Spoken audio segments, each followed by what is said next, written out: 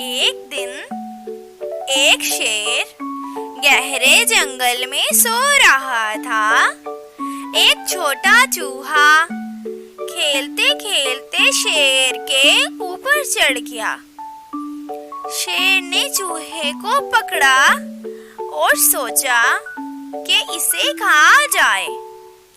चूहा डर गया और बोला, महाराज मुझे माफ कर दें, हो सकता है कि किसी दिन मैं आपके काम आ सकूं। शेर हंस दिया और चूहे को छोड़ दिया। शेर को लगता था कि एक छोटा चूहा उसका क्या काम करेगा। कुछ दिन बाद वही शेर एक शिकारी के जाल में फंस गया। शेर ने बहुत जोर लगाया, लेकिन वो जाल से निकल नहीं पा रहा था।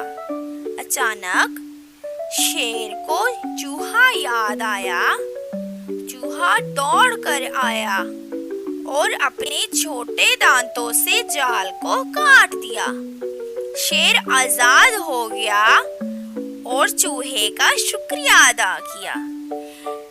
इस कहानी का इखलाकी सबक ये है कि छोटी मदद भी बहुत बड़ी हो सकती है।